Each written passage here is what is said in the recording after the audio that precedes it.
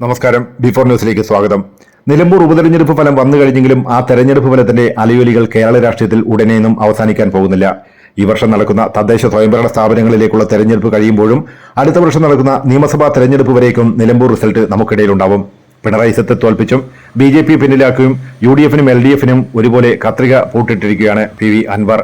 തന്റെ രാജി അനിവാര്യമാക്കിയ ഉപതെരഞ്ഞെടുപ്പിൽ പ്രഖ്യാപിത രാഷ്ട്രീയ ലക്ഷ്യം നേടിയിരിക്കുകയാണ് PV അൻവർ. രാജിയിലൂടെ പിണറായി സർക്കാരിന്റെ ജനപ്രീതിയുടെ ഒരു ലിറ്റ്മസ് ടെസ്റ്റിനാണ് നിലമ്പൂരിൽ അൻവർ നിലമൊരുക്കിയത്. 2026 നിയമസഭാ തെരഞ്ഞെടുപ്പിൽ എങ്ങനെ ചിന്തിക്കണമെന്ന സന്ദേശം നിലമ്പൂരിൽ നിന്ന് കേരള രാഷ്ട്രീയത്തിന് നൽകാനായിരുന്നു തന്റെ രാജിയെന്നായിരുന്നു അൻവർ പ്രഖ്യാപിച്ചത്. രാഷ്ട്രീയ പോരാട്ടത്തിനൊടുവിൽ CPM-ന്റെ സ്ഥാനാർത്ഥി പരാജയപ്പെടുന്നതോടെ സാക്ഷാത്കരിക്കപ്പെടുന്നത് അൻവറിന്റെ ആത്യന്തികമായ ഈ രാഷ്ട്രീയ ലക്ഷ്യമാണ്. പിണറായി സത്തിനെതിരായ പോരാട്ടത്തിൽ പഴയ പിണറായി പക്ഷത്തിന്റെ മുന്നണി പോരാളികളിലൊരാളായ CPM സെക്രട്ടേറിയറ്റ് അംഗം തന്നെ പരാജയപ്പെട്ടത് വലിയ രാഷ്ട്രീയ സന്ദേശവുമാണ്. അതേസമയം ഇരു മുന്നണികളെയും വെല്ലുവിളിച്ച് മത്സരിച്ച് ഒരു സ്വതന്ത്രന് സാധ്യമായ മികച്ച പ്രകടനം കാഴ്ചവെച്ച അൻവറിന്റെ രാഷ്ട്രീയ ഭാവി എന്തായിരിക്കുമെന്ന ചോദ്യവും നിലമ്പൂർ ഉപതെരഞ്ഞെടുപ്പ് ബാക്കിയാക്കുന്നുണ്ട്. ഷൌക്കത്ത് നിലമ്പൂരിൽ MLA ആകുന്നത് തടയുക എന്ന ആത്യന്തിക ലക്ഷ്യം അൻവറിന് നേടാൻ സാധിച്ചില്ല. അൻവറിനെ ഒപ്പം കൂട്ടണമെന്ന ലീഗിന്റെയും കോൺഗ്രസിലെ ഒരു വിഭാഗത്തിന്റെ ആവശ്യത്തിന് ഈ ഫലം ബലമേകുകയും ചെയ്യും. രമേശ് ചെന്നിത്തലയുടെ പ്രതികരണം തന്നെ ഇത് അടിവരയിടുന്നുണ്ട്. അൻവർ ഒപ്പമുണ്ടായിരുന്നെങ്കിൽ ഭൂരിപക്ഷം 1.5 ലക്ഷം കടന്നേനെ എന്നാണ് അദ്ദേഹം പറഞ്ഞത്. UDF-ന് പൂർണ്ണ പിന്തുണ പ്രഖ്യാപിച്ച് സ്ഥാനത്യാഗം ചെയ്ത അൻവർ നാടകീയതകൾക്കൊടുവിലാണ് ഉപതെരഞ്ഞെടുപ്പിൽ സ്ഥാനാർത്ഥിയാവാൻ തീരുമാനിക്കുന്നത്. ആര്യാടൻ മുഹമ്മദിന്റെ മണ്ഡലം 2 തവണ LDF-ന് വേണ്ടി പിടിച്ചെടുക്കാൻ അൻവറിനെ സഹായിച്ച അതേ കോൺഗ്രസ് UDF വോട്ടുകൾ ഇത്തവണയും അദ്ദേഹം പിടിക്കുമെന്നാണ് രാഷ്ട്രീയ നിരീക്ഷകർ പ്രവചിച്ചിരുന്നത്. പൂർണ്ണമായല്ലെങ്കിലും വോട്ട് കണക്കുകൾ ഇത് ശരിവെക്കുന്നുണ്ടെങ്കിലും ആത്യന്തികമായി LDF-ന്റെ പരാജയത്തിന് കാരണക്കാരനായി എന്നത് അൻവറിന്റെ രാഷ്ട്രീയ വിജയം തന്നെയാണ്. പ്രതിപക്ഷ നേതാവ് VD സതീശനുമായി നേരിട്ട് കോർത്താണ് അൻവർ സ്ഥാനാർത്ഥിത്വം പ്രഖ്യാപിക്കുന്നത്. താൻ നിർദ്ദേശിച്ച സ്ഥാനാർത്ഥിയെ കളത്തിലിറക്കിയിരുന്നെങ്കിൽ കൂടുതൽ ഭൂരിപക്ഷത്തിൽ വിജയിക്കാമെന്നായിരുന്നു അൻവറിന്റെ അവകാശവാദം. അദ്ദേഹം പിടിച്ച വോട്ടുകളിലൂടെ കൂടുതൽ സാധൂകരിക്കപ്പെടുകയും ചെയ്യുന്നു. 2026 ഭരണമാറ്റത്തിന് മുന്നോടിയായി പിണറായി സത്തിന് മേലുള്ള അവസാന ആണിയാവും നിലമ്പൂർ ഉപതെരഞ്ഞെടുപ്പ് എന്നായിരുന്നു അൻവറിന്റെ പ്രഖ്യാപനം. അതിന് UDF-ന്റെ സ്ഥാനാർത്ഥി വലിയ ഭൂരിപക്ഷത്തിൽ വിജയിക്കണമെന്നും അൻവർ ആഗ്രഹം പ്രകടിപ്പിച്ചു. എന്നാൽ വ്യക്തിപരമായും രാഷ്ട്രീയമായും വിയോജിപ്പുകളുള്ള ആര്യാടൻ ഷൌക്കത്തിനെ സ്ഥാനാർത്ഥിയാക്കാൻ കോൺഗ്രസ് തീരുമാനിച്ചതോടെയാണ് അൻവർ UDF-മായി അകലുന്നത്. മലപ്പുറം DCC അധ്യക്ഷൻ VS ജോയിയെ സ്ഥാനാർത്ഥിയാക്കണമെന്നായിരുന്നു അൻവറിന്റെ നിർദ്ദേശം. അതിനു പിന്നിലെ അൻവറിന്റെ ഗൂഢലക്ഷ്യമെന്തെന്ന് വ്യക്തമല്ലെങ്കിലും വന്യജീവി ആക്രമണത്തിന്റെ പ്രത്യക്ഷ ഇരകളായ മലയോര ജനതയെ, പ്രത്യേകിച്ച് ക്രിസ്ത്യൻ വിഭാഗത്തെ പ്രതിനിധീകരിക്കുന്ന ഒരാൾ സ്ഥാനാർത്ഥിയാവണം എന്നായിരുന്നു അൻവർ ആവശ്യപ്പെട്ടിരുന്നത്. VS ജോയിയെ സ്ഥാനാർത്ഥിയാക്കാൻ നേതൃത്വത്തിന് താല്പര്യക്കുറവുണ്ടെങ്കിൽ സർപ്രൈസ് സ്ഥാനാർത്ഥി എന്ന നിലയിൽ യൂത്ത് കോൺഗ്രസ് സംസ്ഥാന ഉപാധ്യക്ഷന്മാരിൽ ഒരാളായ ആൽബിൻ വർക്കിയെ എങ്കിലും കൊണ്ടുവരണമെന്ന് അൻവർ നിർദ്ദേശിച്ചിട്ടുണ്ടായിരുന്നു. മുൻ കോൺഗ്രസുകാരനായ അൻവറിന് ഷൌക്കത്തുമായി കുടുംബപരമായി തന്നെ രാഷ്ട്രീയ വൈര്യമുണ്ട്.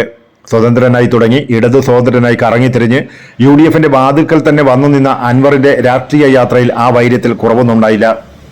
ഷൌക്കത്തിനെതിരെ പരസ്യമായി അൻവർ രംഗത്ത് വന്നതും ഇതുകൊണ്ടാവാം.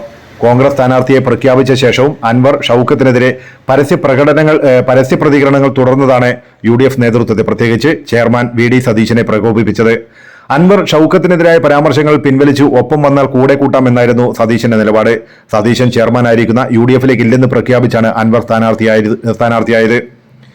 തൃണമൂൽ സ്ഥാനാർത്ഥിയാവാനുള്ള പത്രിക തള്ളിയതോടെയാണ് അൻവർ സ്വതന്ത്രനായി മത്സരിക്കാനെത്തിയത്. സതീശനും പിണറായി വിജയനും കൂടി തന്നെ കത്രിക പൂട്ടാൻ ശ്രമിക്കുകയാണെന്ന് പറഞ്ഞ അൻവർ കത്രിക തന്നെ തെരഞ്ഞെടുപ്പ് ചിഹ്നമായി ചോദിച്ചു വാങ്ങി. 75,000 വോട്ടുകൾ താൻ നേടുമെന്നായിരുന്നു തെരഞ്ഞെടുപ്പിന് ശേഷവും വോട്ടെണ്ണ തലേന്ന് വരെയും അൻവറിന്റെ അവകാശവാദം. അത് യാഥാർത്ഥ്യമായില്ലെങ്കിലും വോട്ടെണ്ണി തുടങ്ങിയ ആദ്യ റൗണ്ട് മുതൽ തന്നെ ഇരു മുന്നണികളെയും വിറപ്പിക്കാൻ അൻവറിന് സാധിച്ചു. ഏകപക്ഷീയമായി UDF-ന്റെ പെട്ടിയിൽ വീഴുമെന്ന് കരുതിയ ഭരണവിരുദ്ധ വോട്ടുകൾ അൻവറും അതോടെ പങ്കിട്ടെടുക്കുകയുണ്ടായി. പല പഞ്ചായത്തുകളിലും UDF-ന്റെ പ്രതീക്ഷിത വോട്ടുകളിൽ കാര്യമായ കുറവ് വരുത്താൻ അൻവറിന് സാധിച്ചത് വോട്ടെണ്ണലിൽ ആകാംക്ഷ ഉയർത്തുകയും ചെയ്തു. 2011 നിയമസഭാ തെരഞ്ഞെടുപ്പിൽ സ്വതന്ത്രനായി തുടങ്ങിയതാണ് PV അൻവറിന്റെ തെരഞ്ഞെടുപ്പ് രാഷ്ട്രീയം. ഏറനാട് മണ്ഡലത്തിൽ മത്സരിച്ച അൻവറിനെ മുന്നണി സ്ഥാനാർത്ഥിയെ വിട്ട് CPM രഹസ്യമായി പിന്തുണച്ചു. CPI സ്ഥാനാർത്ഥിയെ 4ാമതാക്കി അൻവർ അവിടെ 2ാമതെത്തി. 2014 വയനാട് ലോക്സഭാ മണ്ഡലത്തിൽ മത്സരിച്ച അൻവർ 37,000-ഓളം വോട്ടുകൾ നേടി മുന്നണികളെ വീണ്ടും ഞെട്ടിച്ചു. തുടർന്നാണ് 2016 ആര്യാടൻ മുഹമ്മദ് മാറി നിന്ന തെരഞ്ഞെടുപ്പിൽ അൻവർ നിലമ്പൂരിൽ ഷൌക്കത്തിനെതിരെ സ്ഥാനാർത്ഥിയാവുന്നത്, പിന്നീട് 2 തവണ വിജയിക്കുന്നതും. ഉപതെരഞ്ഞെടുപ്പിന്റെ വോട്ടെണ്ണ തലേ ദിവസം മുഖ്യമന്ത്രി പിണറായി വിജയൻ പ്രഖ്യാപിച്ചതുപോലെ പൂർണ്ണമായും UDF മണ്ഡലമല്ല നിലമ്പൂർ എന്നാണ് കോൺഗ്രസ് നേതാവായ VT ബൽറാം പോലും ചൂണ്ടിക്കാണിക്കുന്നത്. മണ്ഡല പുനർനിർണയത്തോടെ സ്വഭാവം മാറിയ നിലമ്പൂരിൽ 2011 ആര്യാടൻ മുഹമ്മദ് വിജയിക്കുന്നത് കേവലം 6,000-നടുത്ത് വോട്ടുകൾക്കാണ്.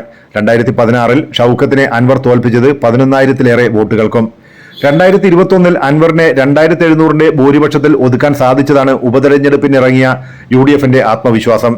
LDF വിടാൻ അൻവർ ഉയർത്തിയ രാഷ്ട്രീയ ആരോപണങ്ങളും ഭരണവിരുദ്ധ വികാരവും വോട്ടാകുന്നതോടെ വൻ ഭൂരിപക്ഷത്തിൽ വിജയിക്കാമെന്ന UDFന്റെ ആഗ്രഹങ്ങൾക്കുമേൽ വിലങ്ങുതടിയായത് സതീശന്റെയും അൻവറിന്റെയും പിടിവാശിയായിരുന്നു. നേതൃത്വം ഇടപെട്ടിട്ടും അൻവറിനെ ഒപ്പം കൂട്ടുന്നതിൽ വീഴ്ച വരുത്തിയ കോൺഗ്രസിനെതിരെ ഉപയോഗിക്കാൻ ലീഗിന് ലഭിച്ച നല്ലൊരു വടി കൂടിയാണ് അൻവർ പിടിച്ച ഷൗക്കത്തിന്റെ ലീഡ് കുറച്ച വോട്ടുകൾ. ഇത് ലീഗ് ഇനി എപ്പോൾ എങ്ങനെ ഉപയോഗിക്കുന്നു എന്നത് തദ്ദേശ നിയമസഭാ തെരഞ്ഞെടുപ്പുകൾ വരാനിരിക്കുന്ന കേരള രാഷ്ട്രീയത്തിൽ ഏറെ നിർണായകമാണ്. സ്വരാജിലേക്ക് പോകാനിരുന്ന ഷൗക്കത്ത് വിരുദ്ധ വോട്ടുകൾ അൻവർ നേടിയെടുക്കാനുള്ള സാധ്യതയും പഞ്ചായത്തുകളിലെ വോട്ട് കണക്കുകളിൽ വ്യക്തമാണ്. ഭൂരിപക്ഷം കുറച്ചിട്ടാണെങ്കിലും ഷൗക്കത്തിന്റെ വിജയം ഉറപ്പിക്കാനും അൻവറിന്റെ സ്ഥാനാർത്ഥിത്വം വഴി സാധിച്ചു എന്ന് വേണം കരുതാൻ. LDF UDF NDA എന്ന നിലയിൽ മാറിത്തീർന്ന കേരള രാഷ്ട്രീയത്തിൽ ഒരു സ്വതന്ത്ര സ്ഥാനാർത്ഥി മൂന്നാമതെത്തുന്നത് അപൂർവമാണ്. BJP സ്ഥാനാർത്ഥി പിന്തളിയാണ് അൻവർ മൂന്നാമതെത്തുന്നത്.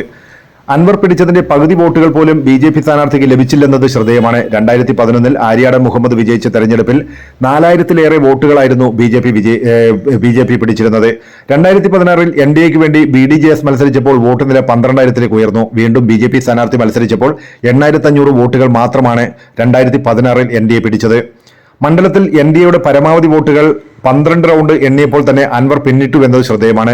അൻവർ ഉയർത്തിയ കുടിയേറ്റ വിഭാഗത്തിൽ നിന്ന് ഒരു സ്ഥാനാർത്ഥി എന്ന രാഷ്ട്രീയ ആവശ്യം രാഷ്ട്രീയമായി നടപ്പാക്കിയത് NDA ആണെന്നുകൂടി ഇവിടെ ഓർക്കേണ്ടതുണ്ട്. വോട്ടെടുപ്പ് പൂർത്തിയായതിന് പിന്നാലെ തന്നെ UDFലേക്ക് എത്താനുള്ള ചർച്ചകൾ അൻവർ തുടങ്ങി എന്ന് വാർത്തകളുണ്ടായിരുന്നു.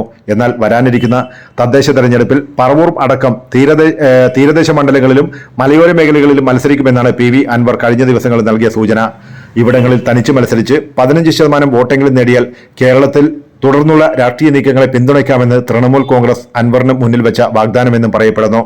നിലമ്പൂരിൽ 40% മാത്രം വോട്ട് എണ്ണിക്കഴിഞ്ഞപ്പോൾ 10000 വോട്ടുകൾ പിന്നിട്ടതിന് പിന്നാലെ അൻവർ നടത്തിയ വാർത്താ സമ്മേളനത്തിലെ വാക്കുകളും ഇതിനോട് ചേർത്ത് വായിക്കേണ്ടതാണ്. താൻ പിടിച്ചത് UDFന്റെ വോട്ടുകളാണെന്ന വിലയിരുത്തൽ അടിസ്ഥാനരഹിതമാണെന്ന് അൻവർ പറയുന്നു. പിണറായി സത്തിനെതിരായ വോട്ടുകളാണ് താൻ പിടിച്ചതെന്നും അവകാശപ്പെടുന്ന അൻവർ നൽകുന്ന രാഷ്ട്രീയ സന്ദേശവും UDFനുള്ളതാണ്. താൻ ഉന്നയിക്കുന്ന രാഷ്ട്രീയ വിഷയങ്ങൾ അവഗണിച്ച് 2026 സർക്കാർ രൂപവൽക്കരിക്കാൻ ആർക്കും കഴിയില്ലെന്ന് അൻവർ ഓർമ്മിപ്പിക്കുന്നുണ്ട്. അൻവറിന് മുന്നിൽ വാതിലുകൾ അടച്ചില്ലെന്നായിരുന്നു KPCC അധ്യക്ഷൻ സണ്ണി ജോസഫിന്റെ പ്രതികരണം. അൻവർ പിടിച്ച വോട്ടുകൾ എവിടെ നിന്ന് എന്ന ചർച്ചകൾ വരും ദിവസങ്ങളിലും രാഷ്ട്രീയ കേരളം ചർച്ച ചെയ്യും. ഇവിടെ UDF ജമാഅത്തെ ഇസ്ലാമി ബന്ധം ചർച്ചയാകപ്പെട്ടു കഴിഞ്ഞു. തെരഞ്ഞെടുപ്പിൽ BJPക്ക് കുറഞ്ഞ വോട്ടുകൾ എവിടെ പോയെന്നത് ചോദ്യം ചെയ്യപ്പെടും.